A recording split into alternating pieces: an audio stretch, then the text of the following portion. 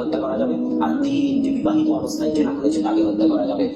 এখন কথা হচ্ছে ইসলামী শরীয়তে যাদের হত্যার বিধান আছে তাদেরকে কিভাবে হত্যা করতে হবে এই কথা আল্লাহ রাসূল বলে যাননি। তবে ফুকাহাগণ উলামাগণ বলছেন যার হত্যার বিধান আছে তাকে এমন ভাবে হত্যা করো যেন তার কষ্ট কম হয়, যেন তাড়াতাড়ি মারা যায়। কুরবানির সময় পশুকে এমন ভাবে জবাই করো ছুরি ধার দিয়ে যেন পশুর কষ্ট কম হয়, তাড়াতাড়ি মারা যায়। ঠিক মানুষদের মধ্যে যাদেরকে হত্যা করতে হবে বিচার সালিশে ফাঁসি ছুরি তরবারি গুলির মাধ্যমে তাদেরকে নির্দয় ভাবে হত্যা করিও না, তাদেরকে এমন ভাবে হত্যা করো যেন তাদের কষ্ট কম হয়, তাড়াতাড়ি মারা যায়। কিন্তু আশ্চর্যজনক হলেও সত্য, বিবাহিত অবস্থায় যে জেনা করবে তার শাস্তি কেমন হবে, তাকে কিভাবে হত্যা করতে হবে এটা আল্লাহ রাসূল বাস্তবে পালন করে দেখিয়ে গেছেন। হাজারো জনতার সামনে অর্ধভুক পর্যন্ত তাকে পুঁতে দিয়ে হাজারো জনতার চারিদিক থেকে ইট পাটকেল পাথর ঢেল নিক্ষেপ করতে থাকবে। কোনো ইট গিয়ে তার চোখে লাগবে, চোখ ফেটে যাবে, চোখ নষ্ট হয়ে যাবে, বাপরে মায়ে করে চিৎকার করতে থাকবে। কোনো পাথর গিয়ে মাথায় লাগবে, মাথা ফেটে ঘেন বেরিয়ে যাবে, বাপরে মায়ে করে চিৎকার করতে থাকবে। কোনো পাথর গিয়ে দাঁতে লাগবে, দাঁত ভেঙে রক্ত বেরিয়ে আসবে, বাপরে মায়ে করে চিৎকার করতে থাকবে। এই দৃশ্য হাজার হাজার মানুষ দেখবে, আর হাজার হাজার মানুষ নির্দয় ভাবে তাকে এইভাবে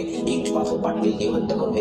এত নির্দয়, এত নিষ্ঠুর শাস্তি, এত করুণ শাস্তি স্বয়ং রাসূল সাল্লাল্লাহু আলাইহি ওয়াসাল্লাম অন্য কোনো অপরাধীর জন্য ঠিক করেননি, একমাত্র যে বিবাহিত অবস্থায় জেনা করবে তার জন্য ঠিক করেছেন। কেন জানেন? কেননা অন্য একজন মানুষকে হত্যা করলে পরিবার ধ্বংস হয় না, জামাত থেকে বের হয়ে গেলে পরিবার ধ্বংস হয় না, কিন্তু বিবাহিত অবস্থায় জেনা করলে পরিবার ধ্বংস হয়ে যায়। কথা মনে হয় বুঝতে পারলাম না। যে বিবাহিত অবস্থায় জেনা করবে তাকে কেন এত করুণভাবে হত্যা করতে হবে? কেন? কেননা তার বিবাহিত অবস্থায় জেনার কারণে পরিবার নষ্ট হয়ে যায়। এটাই হলো ইসলামের পরিবারের গুরুত্ব।